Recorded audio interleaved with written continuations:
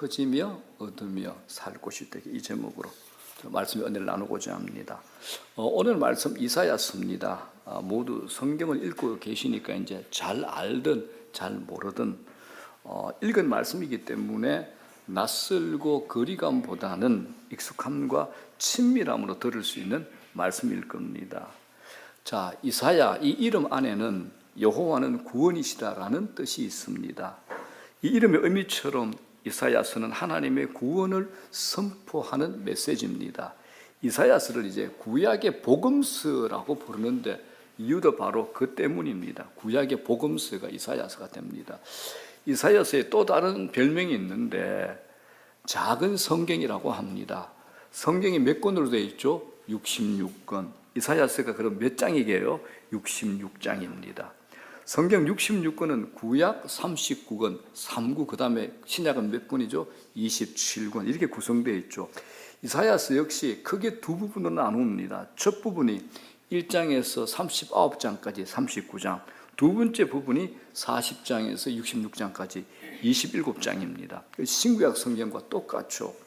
내용도 이제 성경과 비슷하게 첫 부분 39장까지는 이스라엘의 죄와 심판을 다루고 있는데, 이제 구약 성경이 그렇잖아요. 율법에 비추어서 인간의 죄와 심판을 다루고 있다는 점에서 이게 아주 비슷합니다.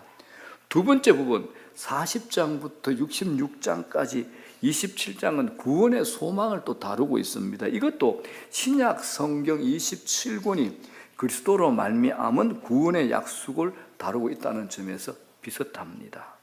자, 오늘 그래서 후반부 본문 54장도 치유와 회복을 통한 하나님의 복을 선포하고 있는 겁니다.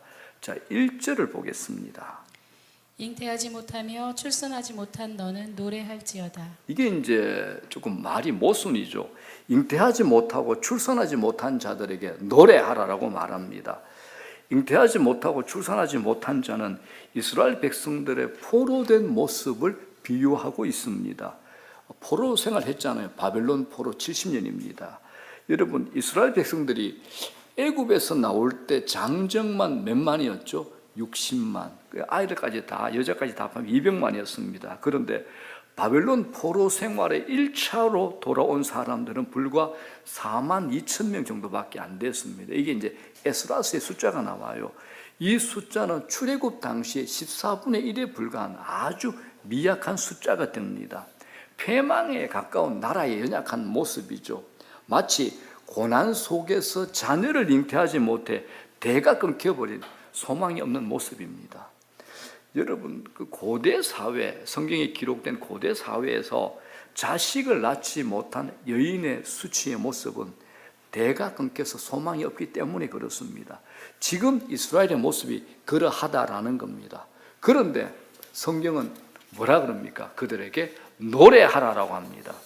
그런데 어떻습니까? 이스라엘은 노래 부르고 싶죠. 그런데 부를 수 없는 환경이야. 노래 대신에 신음소리를 낼 수밖에 없는 상황이었습니다. 그럼에도 불구하고 하나님께서 그들에게 노래를 불러라 말씀하십니다. 노래를 부르라는 것은 하나님이 역사하시겠다, 하나님이 회복시키겠다는 이 약속이 그 속에 담겨 있습니다. 자, 1절 중반. 홀로 된 여인의 자식이 남편 있는 자의 자식보다 많음이라. 이것도 말 안 되잖아요. 과부의 자식이 남편 있는 자의 자식보다 많음이라 말이 안 되잖아요. 이건 하나님께서 이렇게 회복시키겠다는 거죠. 자손의 번성, 잃어버린 것들의 회복을 하나님께서 이루시겠다는 겁니다. 열매가 없는 것은 고통이고 절망이죠. 그런데 이제 고난이 끝나고 새로운 생산의 역사가 일어나고 이스라엘 백성을 다시 일으켜서 소망이 있는 민족으로 너희들 그렇게 회복시키겠다고 약속하시는 겁니다. 자, 그 회복이 또 우리가 궁금하잖아요. 2절에서 어떤 회복인가를 구체적으로 이렇게 설명합니다. 다 같이 읽어볼까요? 시작. 네 장막들을 넓히며 네 최소의 휘장을 아끼지 말고 널리 펴되 너의 줄을 길게 하며 너의 말뚝을 견고히 할지어다. 네 장막틀을 넓히며 네 처소의 휘장을 아끼지 말고 널리 펴대라고 합니다. 그동안 난민처럼 방랑자처럼 모든 것을 빼앗긴 채 살았던 사람들에게 소망의 소식이죠. 장막틀을 넓힌 순간이 온 겁니다. 장막틀을 넓히겠다는 말은 이제 축소된 삶이 끝나고 이제는 확장의 삶이 시작되었다라는 하나님의 약속입니다. 하나님이 우리 삶 가운데 역사하시면 축소가 아니라 확장의 역사가 일어날 줄로 믿습니다. 네 처소의 휘장을 아끼지 말고 널리 펴되, 이런 말씀 붙들고 여러분 기도하는 겁니다. 네 처소의 휘장을 아끼지 말고 널리 펴되, 이 말씀은 하나님께서 회복시킬 때 마음껏 받을 준비를 해라, 이 말씀입니다. 인생은 쪼그라드는 것이 아니라 하나님의 은혜 속에 확장의 역사가 돼야 됩니다. 왜냐하면 하나님이 우리 아버지시기 때문에 그렇습니다. 쪼그라들면 안 됩니다. 확장의 역사가 일어나야 되는 겁니다. 여러분, 하나님 역사의 특징을 아십니까? 하나님 역사의 특징입니다. 처음에는 보잘것이 없어 실망할 수 있어요. 나중에는 상상할 수 없는 일을 일으키시는 것이 하나님 역사의 특징입니다. 성경의 모든 역사의 특징이 이렇게 나오지 않았습니까? 처음에는 참 보잘것없어 미미하고 미약했는데 나중에 상상할 수 없는 일을 일으키는 거, 우리가 그걸 보고 있지 않습니까? 성경 안 읽으셨어요? 성경 안 읽으셨어요? 성경이 전부 그런 약속 아닙니까, 여러분? 하나님은 단순히 노예에서 풀려나는 것이 목표가 아니라 상상할 수 없는 거대하고 위대한 역사를 펼치시겠다고 약속을 하시는 겁니다. 그래서 구약의 삶 전체를 보게 되면, 신약의 삶 전체를 보게 되면, 성경의 삶 전체를 보게 되면 우리 구원의 삶을 설명하고 있죠. 우리 구원의 삶이 뭐냐? 한마디로 우리 지경이 넓어지는 걸 얘기합니다. 우리 지경이 넓어지는 겁니다. 우리가 구원을 받았을 때, 우리 구원이 일어날 때 하나님의 백성 안에 이전에는 상상할 수 없었던 삶의 지경, 영토 사역이 확장이 된다라는 것이 하나님의 약속입니다. 자, 하나님의 축복은 제한이 없죠. 자, 2절 다시 한번 우리 다 같이 한번 읽겠습니다. 시작. 네 처소의 휘장을 아끼지 말고 널리 펴되 너의 줄을 길게 하며 너의 말뚝을 견고히 할지어다. 성경은 참 이상한 표현도 많아요, 그죠? 여러분 텐트 쳐보셨죠? 천막을 칠 때 말뚝을 견고히 박아야지 줄을 길게 늘어뜨려서 확장할 수 있죠. 그래서 말뚝을 견고히 하라, 이 말씀입니다. 이런 약속을 하나님께서 성경을 보면 절개히 하십니다. 시편에 뭐라 그럽니까?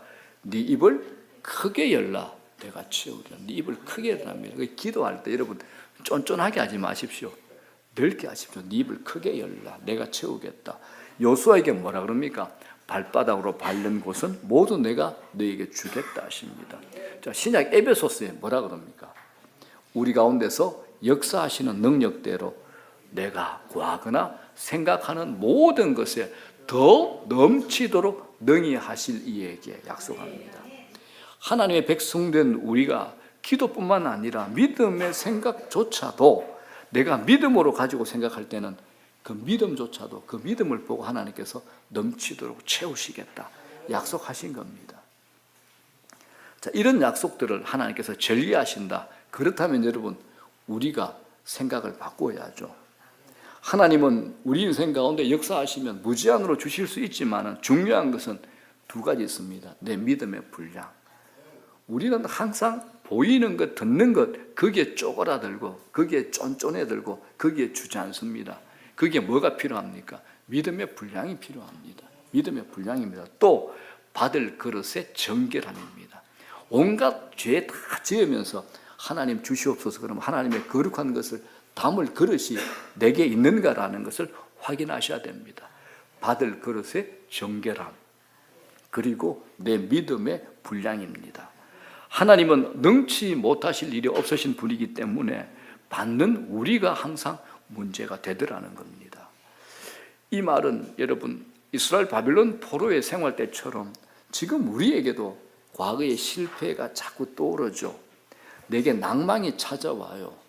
조금 힘들게 일을 했는데 뭔가 될 것 같은데 안 돼버리면 좌절, 우울감, 어두움 이게 나를 묶어버립니다. 내가 여기에 매여가지고 이제 움츠러 들어버리죠.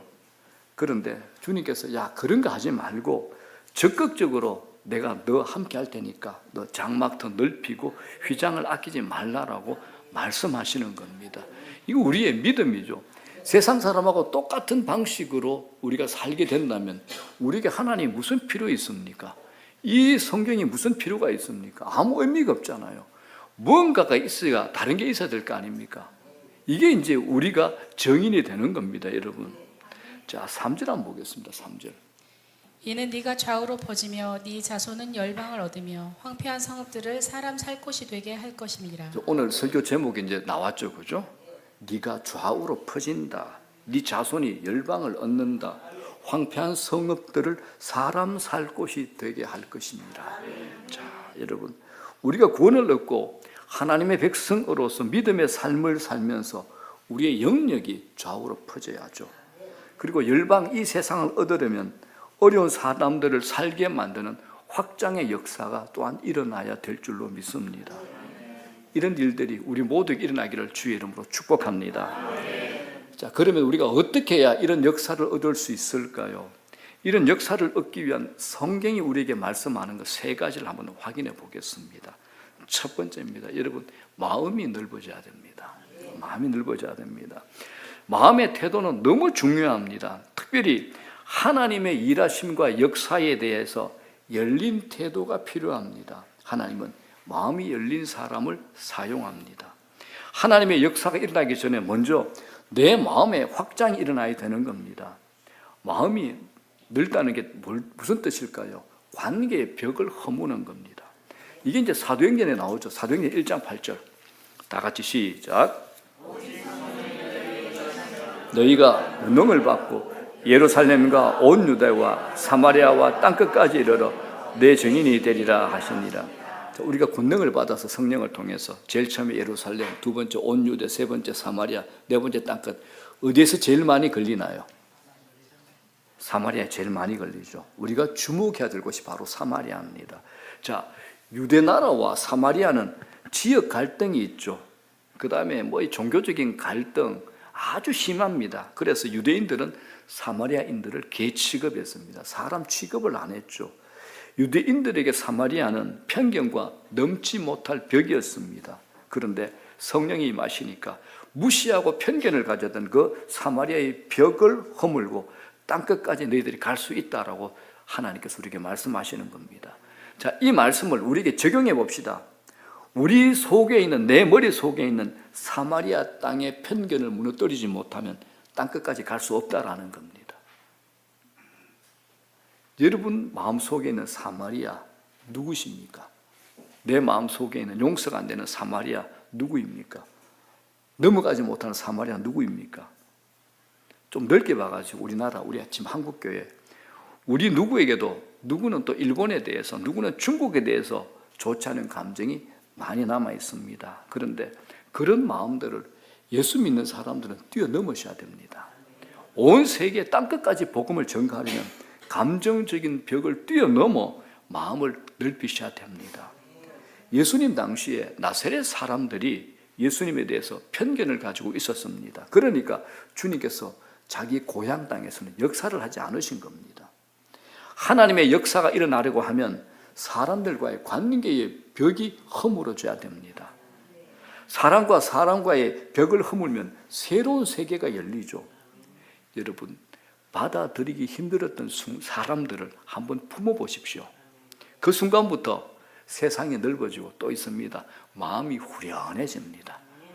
이것 때문에 여러분들 받으셔야 됩니다. 받아들이기 힘들었던 사람 받으셔야 됩니다. 내 마음이 후련해지죠. 원수를 사랑하라는 그 말씀 참 어렵죠. 그런데 순종할 때 그 원수가 나를 돕는 친구가 된다고 생각해 보십시오. 그 왼수가 말입니다. 인생의 새로운 장이 열리게 되는 겁니다. 삶의 확장은 관계의 확대를 말합니다. 늘 만나던 사람만 만나지 말고 다른 사람 좀 찾아서 만나보십시오. 그들의 얘기를 듣고 서로의 감정이 자연스럽게 흐르게 하고 공감을 형성해 보십시오. 요새 이제 청년들에게 아스퍼스 증후군이라는 얘기를 많이 합니다. 일종의 자폐적인 증상인데 젊은이들 사이에서도 이런 증상을 가진 사람들이 많이 늘어나죠.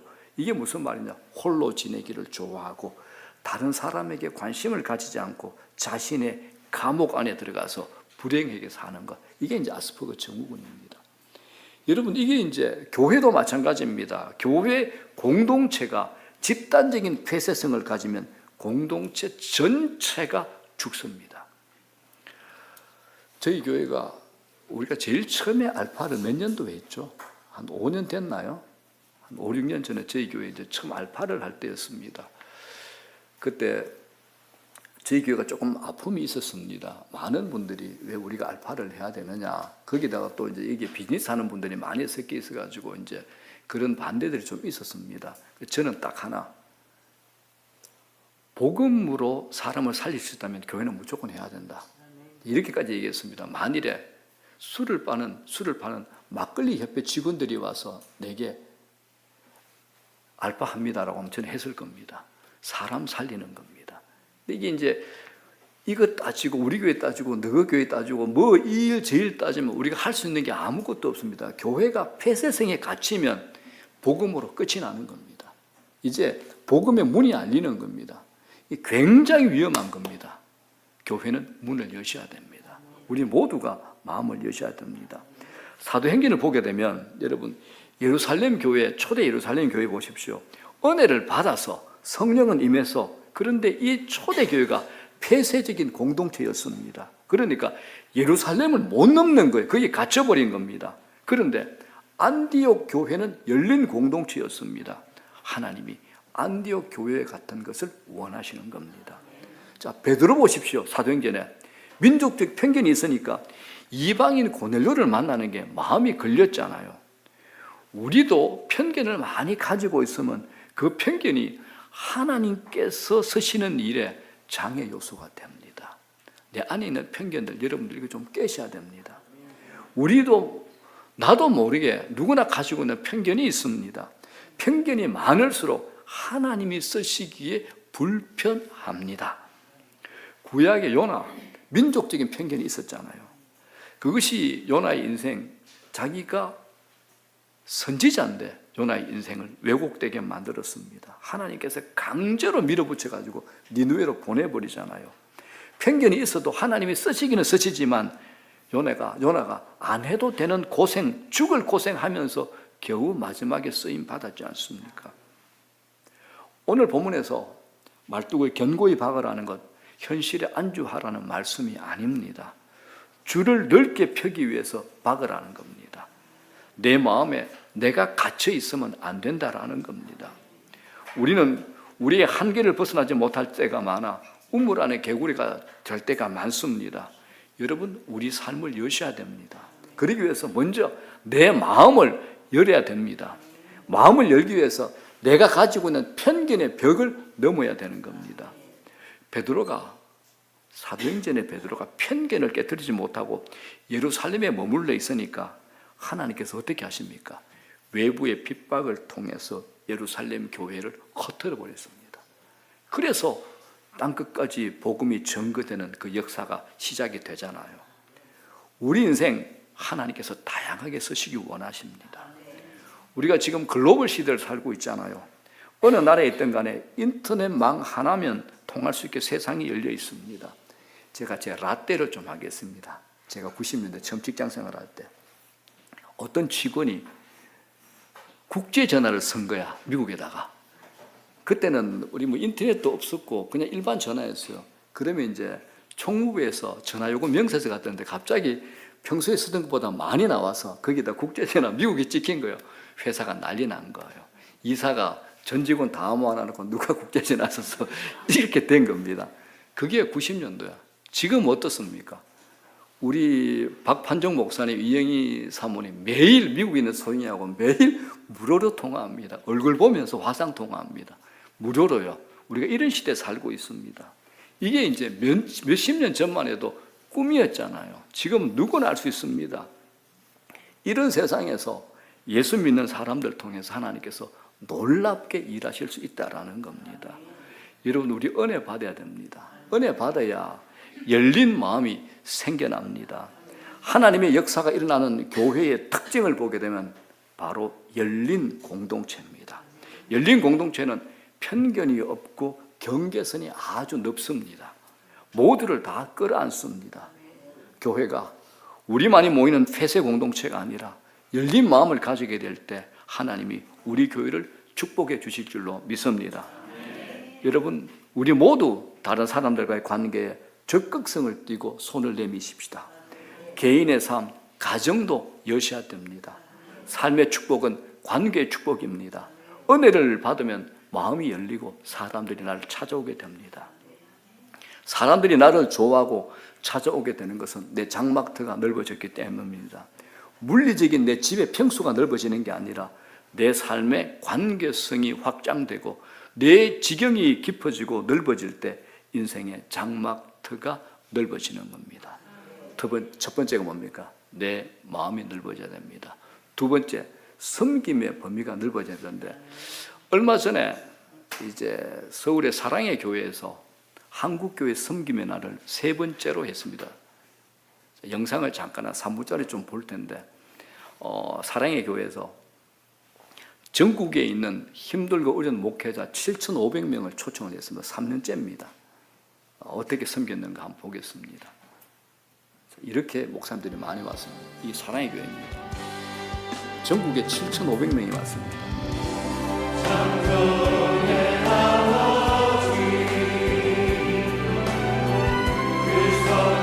찬양 리더들 우리도 이제 찬양 한번 하면 좋겠습니다. 창조의 아버지, 전부 목사님들.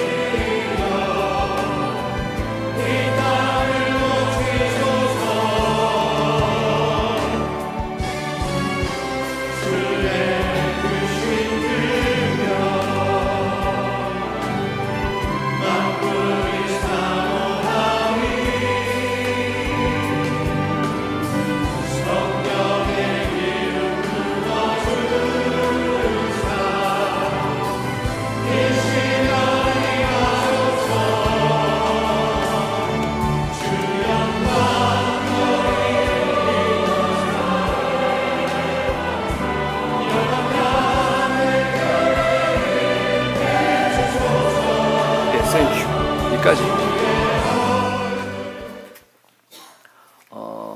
교회가 굉장히 크거든요. 7,500명이 저렇게 앉으니까 얼마나 크겠습니까?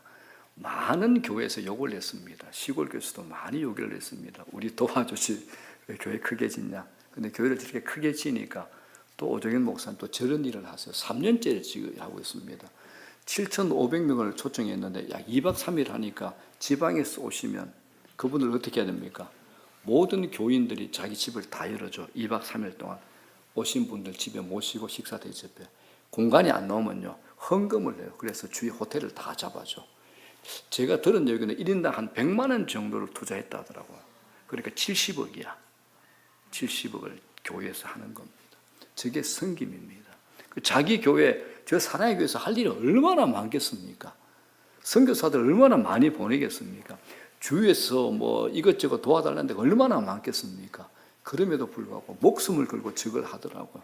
전날 앞에 강단에 앉아있는 분, 내가 알기로는 대부분 장로님들입니다. 무릎 꿇고 섬겨주고, 여성교회가 나와 다 섬겨주고, 차를 5대를 이제 큰 봉고를 이제 추첨해가 줬는데, 마지막 5번째 목사님이 받아 나와가지고, 저희 교회는 100명이 넘습니다. 제가 이 차를 다른 분들에게 줍니다. 또 받으신 분들이 나와가지고 또 울고 난리가 나니까 오정현 목사님이 이 목사님 감사도 내가 다른 것 더 좋은 거 챙겨줄게 그러고 그런 일도 있었습니다. 아름답지 않습니까 여러분? 섬김이 아름답습니다. 참 좋습니다. 우리도 섬길 수 있으면 좋겠습니다. 그렇죠? 이게 작은 데서부터 시작이 됩니다. 내가 나중에 채워지면 내가 다 내 호주머니에 있으면 아니라 적었을 때부터 우리가 섬기는 훈련을 하는 겁니다. 자, 두 번째입니다. 섬김의 범위가 넓어져야 됩니다. 자, 1절 하반절 읽어주십시오. 홀로 된 여인의 자식이 남편 있는 자의 자식보다 많음이라. 하나님이 이스라엘 백성의 번성을 통해 열방 구원의 계획을 말씀하고 있습니다. 이스라엘의 구원만이 아니죠. 3절에 뭐라 그럽니까? 네 자손은 열방을 얻으며 그럽니다. 열방이라는 단어가 구약에서 많이 나오잖아요. 하나님의 관심은 여러분 열방입니다. 열방. 하나님은 이스라엘 회복을 이야기하시는 궁극적인 목적이 뭐냐? 열방을 구원하시기 위함입니다. 하나님의 구원 계획은 한 민족이 아니라 열방입니다. 다만 이스라엘을 부르신 것은 열방을 섬기기 위한 도구였기 때문입니다. 이걸 우리가 놓치면 아주 위험합니다. 그런데 이걸 이스라엘 백성들을 자주 놓쳤습니다. 우리 마찬가지입니다. 여러분들 잘 들으십시오. 하나님이 우리를 축복하신다면 분명히 이유가 있습니다. 이유 없는 축복 없습니다. 돈을 주시고 지위를 주시고 명성을 얻게 한다면 이유가 있습니다. 노래를 잘하고 공부를 잘했다, 이유가 있습니다. 성경 공부를 통해서 좀 더 말씀을 알게 되었다면 이유가 있습니다.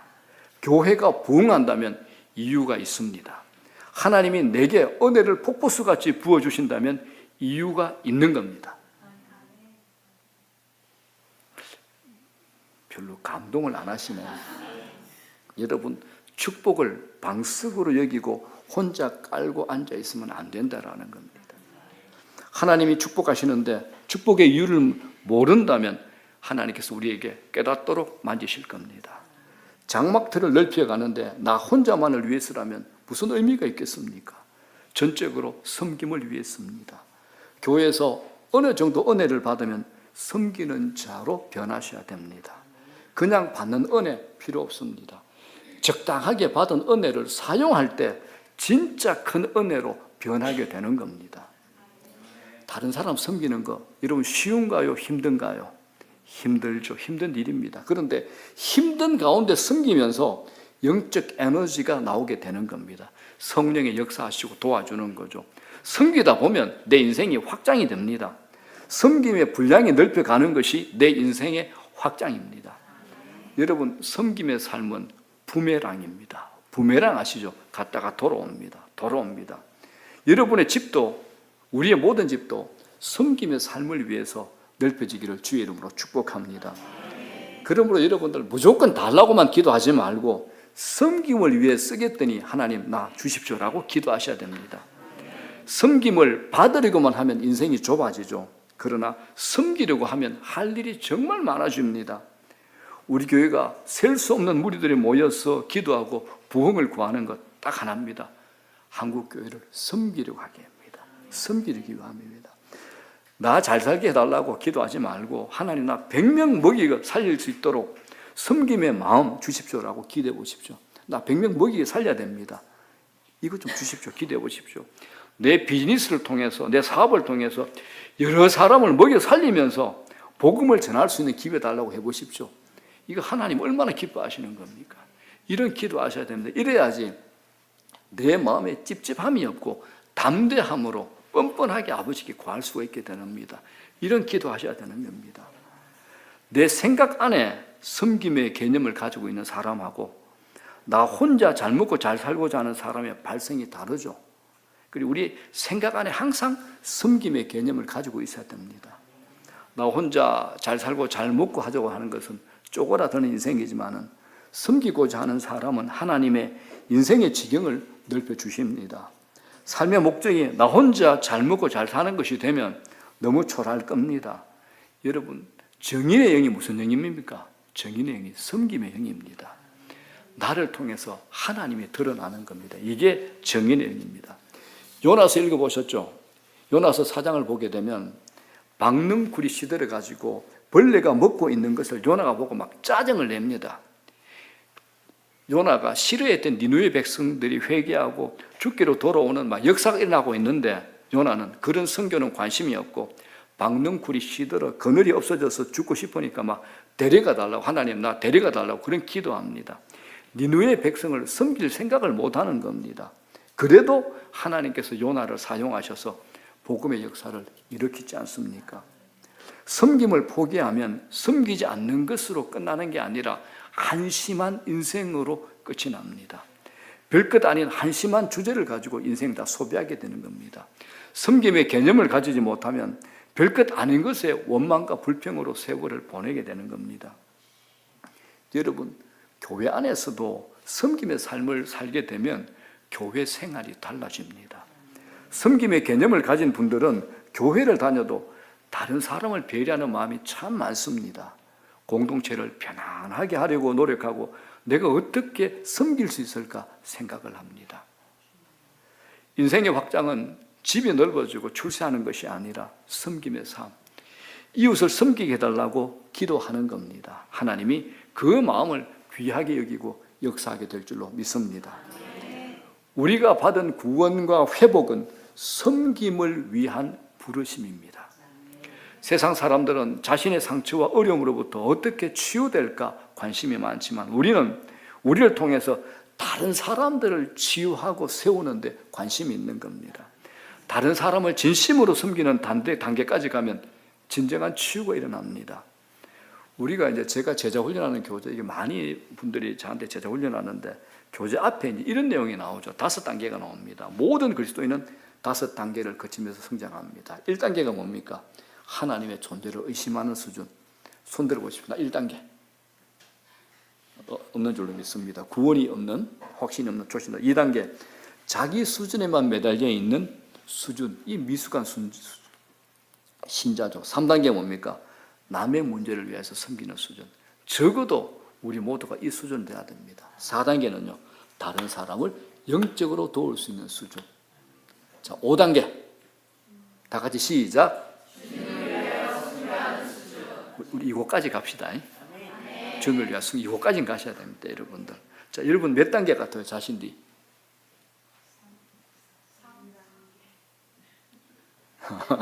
몇 단계 같아요, 자신이?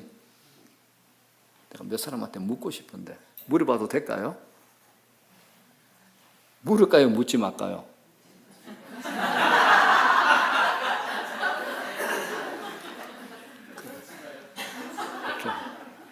자, 우리 이제 장로 임직을 받으실 두 분한테 대표로 물어보겠습니다. 뒤에 있는 우리 최 집사님 몇 단계?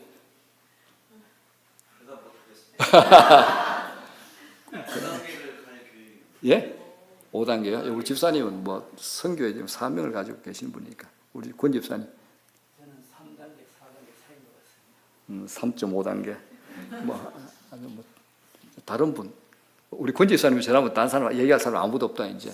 저렇게 숨기는데 3.5단계라면 내가 3단계 얘기하면 큰일 나죠. 자, 감사합니다.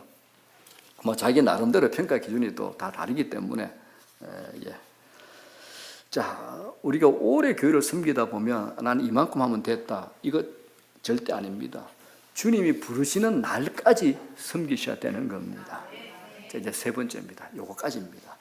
꿈의 확장입니다. 첫 번째가 뭐죠? 마음이 넓어져야 돼요. 두 번째는요, 섬김의 범위가 넓어져야 돼요. 세 번째, 내 꿈이 확장돼야 됩니다. 자, 은혜를 받으면 스케일이 커지죠.